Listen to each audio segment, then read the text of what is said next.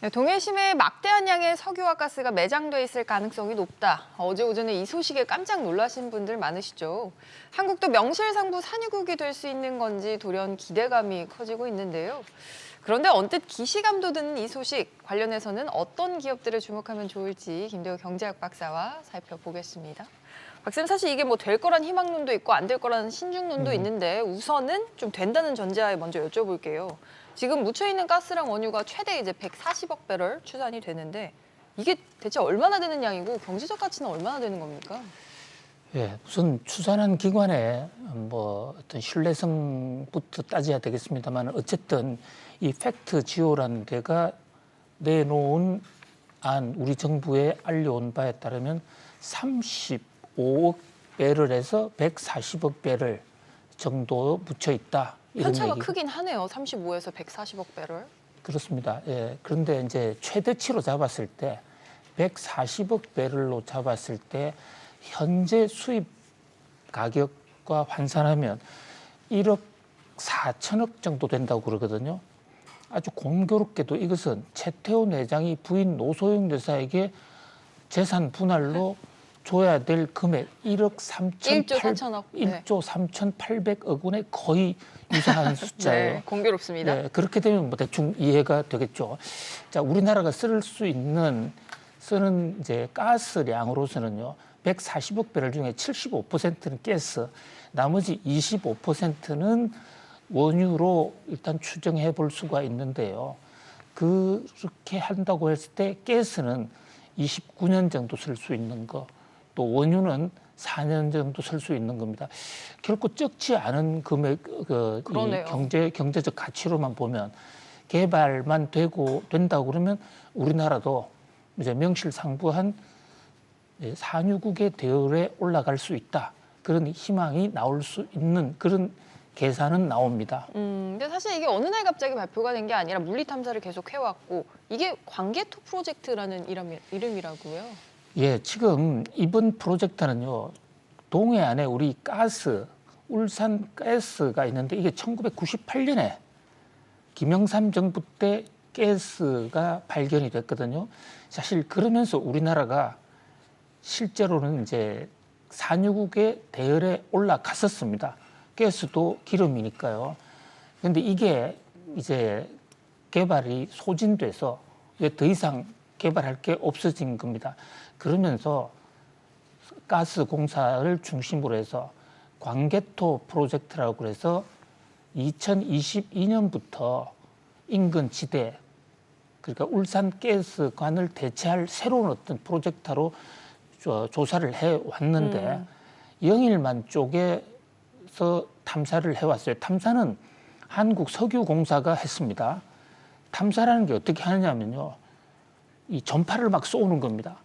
그러면 전파를 쏘면 석유가 있는 지역과 있지 않은 지역이 돌아오는 전파의 파장이 다른 거죠. 속도도 다르고 파장도 다르고. 예, 그러면 그것을 이제 분석을 해야 되는데 뭐 우리나라 스스로 분석하기에는 객관성도 있고 또 아직도 기능이 떨어진다 해서 미국에 있는 액트지오라는 회사에 맡겼더니 액트지오에서 여기에 그 원유가 묻혀 있을 가능성이 있다. 그러니까 액트지오는 석유 탐사회사가 아니에요. 탐사한 자료를 분석하는 회사, 탐사 데이터 분석 회사입니다. 데이터 분석 회사가 보기로 이제 뭐 최대 140억 달러의 140억 배럴의 매장 가능성이 있다. 자, 그런데 삼국유사라는 책 아시죠? 네.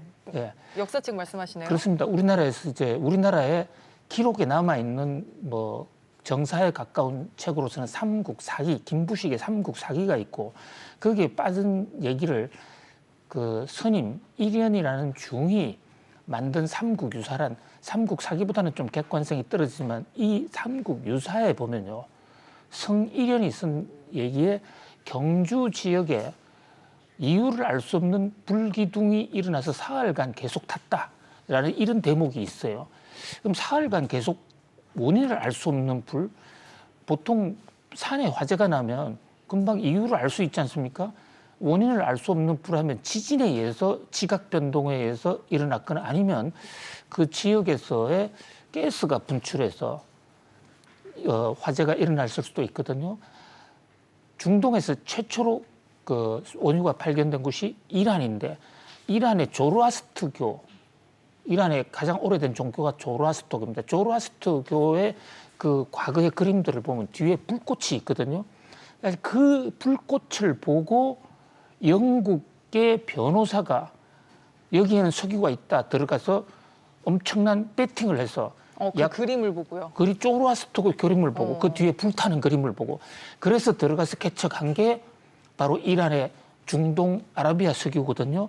뭐 그런 관점에서 보면 우리도 삼국 유사 기록을 볼 때는 여기에 원유가 있을 수 있다. 그래서 이승만 대통령 때부터 계속 추진을 해 왔었더랬습니다. 그런데 아직까지 지금 이 순간까지 소파 원유는 단 한 톨도 나오지는 않았습니다. 실제로 시추가 되면요, 박사님. 뭐 어제 주가도 많이 올랐던데 어떤 기업들이 수혜를 좀 입을까요? 일단 거의 대부분 그 기업은 한국가스공사에 몰려들 것으로 보입니다. 가스공사. 가스공사가 지금 그 많은 돈을 들여서 시추하고 있지 않습니까? 아직 가스공사가 아니라 석유공사예요. 네. 그런데 어저께 가스공사 주가가 아주 폭등을 했거든요. 이것은 이유를 알기가 어려운 것이죠. 가스라는 이름이 들어가 있고 140억 배럴 중에 가스가 75%다 그러니까. 근데 울산의 가스도 가스공사가 만든 것이 아니고 한국석유공사가 한 거예요. 한국가스공사라는 데는 최연애 씨가 거기에 지금 대표로 있는 곳인데 거기는 해외에서 LNG 수입에다가 한국 가게나 기업에게 공급하는 것이지 가스 시추하는 회사가 전혀 아니거든요. 그러면 이번 시추와는 아무 관련이 없는 회사로 아무 관련이 봐야 없죠. 그러나 다만 한국에서 이제 가스가 나오기 시작하면 그것을 바로 사들여서 할 수 있기 때문에 간접적인 효과는 있을 수 있다. 그러니까 직접적인 곳은 한국석유공사 한 곳밖에 없고요. 나머지는 전부 간접적인 건데 한국에서 일단 석유가 나온다면, 원유가 나온다면 가격도 좀 싸지고 또 관련 산업이 발전할 수 있지 않겠느냐라는 그런 기대가 많이 작용을 했다. 이렇게 볼 수가 있겠습니다. 아까 그 자료 한번 다시 보여주시면 좋을 것 같은데요. 뭐 한국 이제 석유공사, 가스공사 우리가 아는 곳들이지만 상한가 친 다른 기업들도 좀 많은 것 같아요. 네? 네, 상한가를 친 다른 기업도 좀 많은 것 같아요. 약간 많은 기업들이 주가가 올랐는데요. 가스공사, 뭐 한국석유공사, 흥국석유, 중앙에너비스, 대성에너지, GSE, 대성산업, 극동유화, 경동도시가스, SK가스, SK이노베이션. 그냥 가스나 에너지 관련 이름이 붙었다고 그러면 죄다 오른 거죠. 묻지마 폭등하는 그런 모습을 보였는데요. 여기서 조금 조심할 필요가 있다고 보는 게 지금 정부 스스로도 가스가 발견된 것이 아니다. 가능성 몇 %를 보고 시추를 해보겠다고 결정을 한 것이다. 그래서 투자에는 좀 조심을 해달라. 실제로 있다 하더라도 이게 가스가 상업성이 확인되는 것은 정부 발표에 따르면 2035년입니다. 11년 후가 되는 거죠. 네, 그렇기 때문에 조금 침착하게 지켜볼 필요가 있지 않을까 이런 생각을 해봅니다. 근데 박사님 말씀하신 것처럼 아직 정부가 이제 가능성으로 이제 발표를 한 건데요.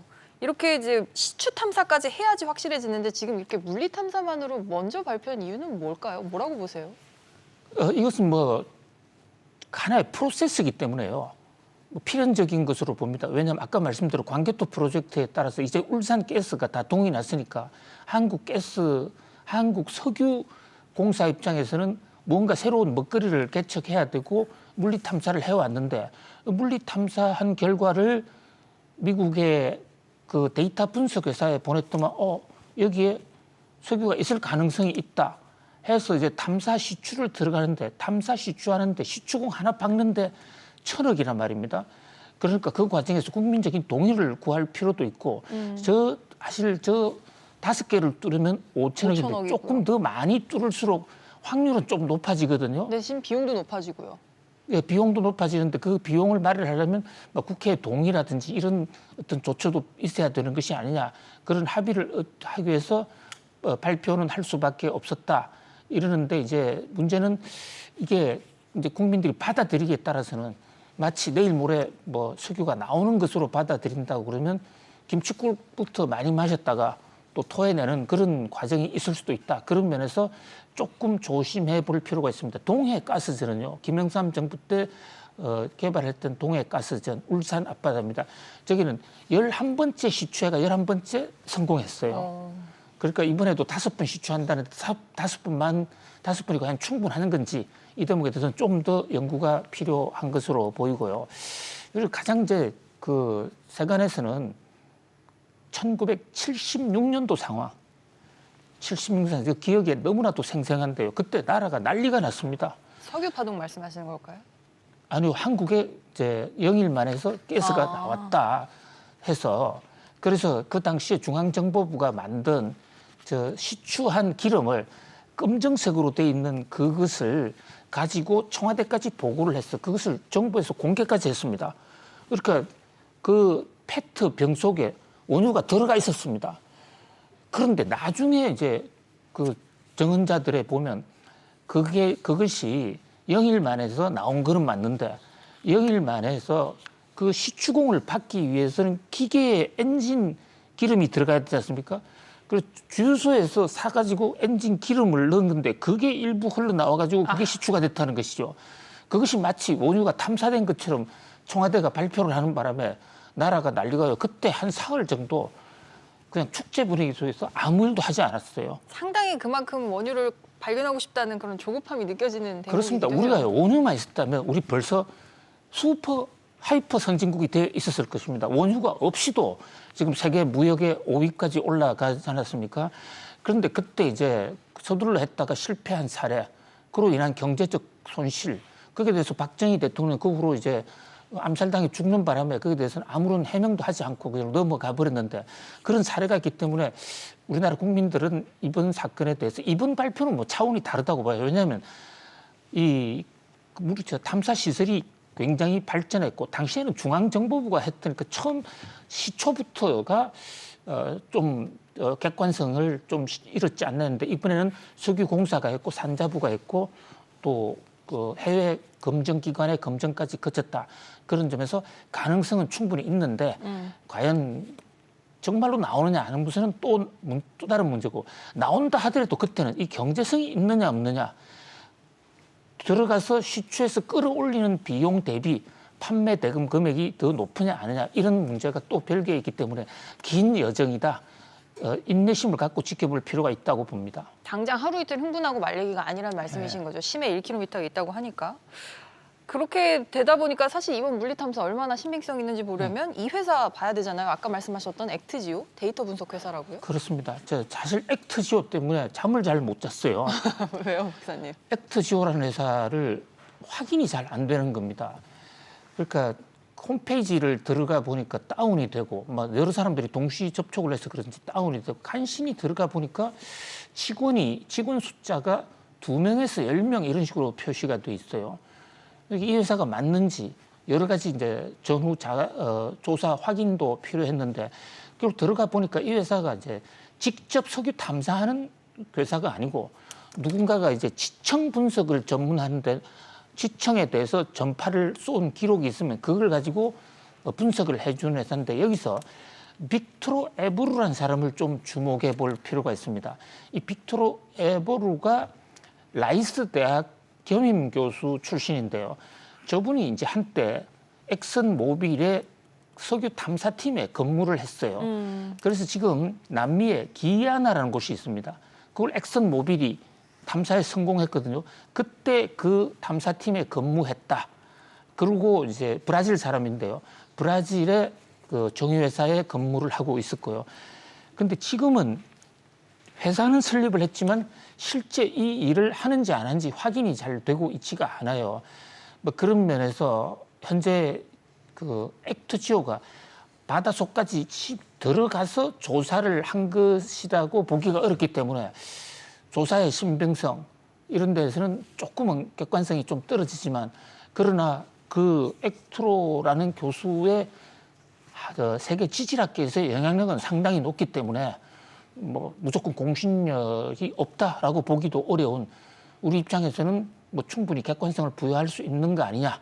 그러나 이 그 탐사 데이터 분석 기관의 조사만으로서 원유가 있다 없다 단정 짓기는 어려운 상황이다 이렇게 볼 수 있습니다. 마치 지도 같은 거네요. 뭐 여기 있을 것 같다라고 추정이 되니까 이제 실제 시추는 해봐야 되는 거잖아요. 그리고 이제 앞으로 그 시추를 어떤 기업이 하는지도 중요할 것 같고. 물리 탐사는 우리가 했어요. 전파 쏘고 거기서 전파 회신되는 그 모든 데이터를 여기 액터지오에 줘서 액터지오가 이것을 검증을 해봤다. 검증을 했다. 그 결과 35억에서 140억 배럴로 석유나 가스가 있을 가능성이 있다. 이렇게 지금 판정이 나온 것입니다. 알겠습니다. 이 소환 관련해서 뭐 관련된 기업들을 전해드렸고 앞으로 이제 시추를 어떤 기업들이 국내외 기업들이 거론이 되고 있는 것 같은데요. 어떤 기업들이 실제로 맡을지도 추가로 나오는 소식들 전해드리도록 하겠습니다. 두 번째 소식도 좀 살펴보죠. 최근 들어 이제 재계에서 회사 경영권 둘러싼 오너 일가 분쟁 소식 참 자주 전해드리는데요. 범 LG가인 아워홈에서도 오너 남매가 다시 전면전을 벌였습니다. 아워홈 소식으로 이어가겠습니다. 박사님 갑자기 좀 구도가 바뀌었습니다. 이번에는 장남과 장녀가 연대를 해서 막내 동생을 쫓아냈어요. 네, 임진왜란이라는 전쟁이 있지 않습니까? 네. 1592년에 터진. 근데 임진왜란은 금방 끝났어요. 정유재란이 터져가지고 전쟁이 한 번 더 붙었는데 임진왜란과 정유재란을 모두 합해서 굉장히 길어진 전쟁, 그게 7년 전쟁이에요. 지금 아오홈 전쟁이 7년 전쟁입니다. 그 급이라는 말씀이시네요. 네, 7년간이나 싸워온 것입니다. 지금 그래서 이제 여기에 아오홈이라는 회사, 이 회사가 또 상징성이 굉장히 큰 회사예요. LG의 범계열사라고 볼 수가 있는데요. 이 LG의 창업주가 그 창업주 구인회 회장님 계시지 않습니까? 구인회 회장님의 아들 구자학이라는 분이 계세요. 이 구자학님하고 삼성그룹의 차녀 이숙희 씨하고 결혼을 했습니다. 이게 한국 재벌의 삼성과 LG의 결혼이 얼마나 당시에 큰 어떤 관심을 불러왔겠습니까? 그래서 뭐 한국 재벌가의 최대의 결혼이다 해서 주목을 끌었던 그 결혼이고 이 결혼을 통해서 삼성과 LG가 사돈 한 집안이 됐었어요. 그러다가 이 집안이 지금은 원수 사이로 또 갈라집니다. 왜 그러냐면 삼성그룹의 이병철 회장이 뒤늦게 전자에 뛰어들 때 그 유명한 안양 CC에서 같이 골프를 치다가 이병철 회장이 구인 회장에게 사돈 하면서 얘기한 사돈 거죠. 우리도 전자 한번 해볼라 하네. 이러니까 사돈이 잘 되면 배가 아프나 네가 전자한다 그러면 보지도 말자 이래가지고 헤어진 거예요. 헤어진 것만 또 가슴이 아픈데 근데 이제 문제는 구자학 이숙희 씨 결혼을 물릴 수는 없잖아요. 그래서 구자학 씨가 삼성전자 사장으로 있는데 너 돌아와 해서 LG로 돌아와서 그때부터 결별이 됩니다. 그 집안이에요. 그 집안에 딸이 3명 있고 아들이 1명 있는데요. 이제 그 아버지가 경영권에 구자학 씨가 경영권을 놓으면서 아들인 구본성 씨가 대표로 있었는데 아오홈을 말씀하시는 거죠, 지금? 예, 지금 아오홈 얘기를 합니다. 아오홈 식자재 관련하는 회사이 그 분야에서는 뭐 상당히 큰 회사예요. 그런데 이제 지금 오른쪽 그림에 나오는 그 막내딸 구지연 씨가 이제 그 오빠를 몰아낸 것이죠. 그것이 1차 남매의 날입니다. 그 당시에 구본성 회장이 어떤 여러 가지 사법 리스크에 휘말리면서 오빠한테 맡겨놨다가는 회사가 굉장히 어려울 것 같아 해서 이제 동생이 근데 이 지분 구조를 보면 이 회사가 굉장히 재밌게 돼 있어요. 그러니까 아버지 구자학 씨가 지분을 아들 딸들에게 나눈 그것이 이제 어떤 분쟁의 씨앗이었다고 그러는데 아들 구본성 회장에게 가장 많은 지분이 내려갔습니다만은 그 구본성 회장의 지분이 50%가 안 돼요. 36%인가 그렇거든요. 근데 딸이 3명인데 딸 3명이 합하면 50%가 넘어요. 그러니까 딸 3명이 합쳐서 오빠를 몰아내버린 거죠. 그리고 딸 3명은 그 가계도를 좀 보여주시죠. 딸 3명은 이제 구지연 씨 쪽에 대표를 몰아주고 경영을 해왔는데 가계도가 저희가 지금 준비가 안 돼서요. 네. 가계도가 없습니까? 네. 예.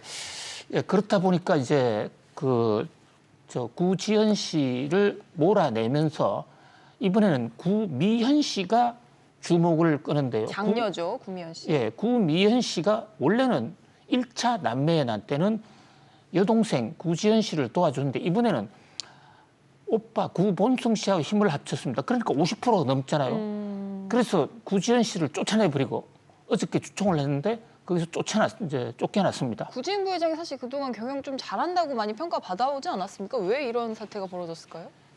뭐 그건 보는 사람마다 다른데 이제 구본승 씨나 구미연 씨 입장에서는 경영을 잘했다고 판단을 하기가 좀 어렵다고 보았기 때문이겠죠. 제가 말씀드린 건 매출이나 이런 경영 지표 면에서 말씀을 드린 건데. 예, 근데 그 매출 경영 지표보다는 이제 회사를 놓고 보는 시각이 많이 다르다 이렇게 볼 수가 있습니다. 그래서 이번에는 구미현 씨가 오나로 들어올 것 같은데 이 구미현 씨는 한평생 가정주부였습니다. 그러면서 대표가 되고 구본승 씨는 사법 리스크가 있거나 구본승 씨의 아들이 이사가 되고 또 한 명의 이사는 이제 구미현 씨의 남편 이렇게 세 사람이 들어왔거든요. 자, 여기서 뭐 회사를 매각한다는 설도 있고 사실상 이제 아워홈의 분쟁은 이제부터가 시작이다 이렇게 볼 수 있겠습니다. 7년 플러스 알파의 전쟁이 시작이 되는 건가 봐요? 그렇습니다. 프랑스는 100년 전쟁도 있었기 때문에요. 아니 아워홈이 사명은 우리 집인데 구성원들은 우리 집이라고 생각을 좀 안 하는 것 같기도 하고요. 말씀하신 것처럼 좀 경영권 분쟁이 앞으로 또 다른 국면을 맞을 것 같은데요. 계속해서 살펴보시는 거 좋을 것 같습니다. 네, 오늘 저희가 숨가쁘게 좀 전해드렸는데 준비한 소식은 모두 전해드렸고요. 박사님 오늘도 잘 들었습니다. 감사합니다. 고맙습니다.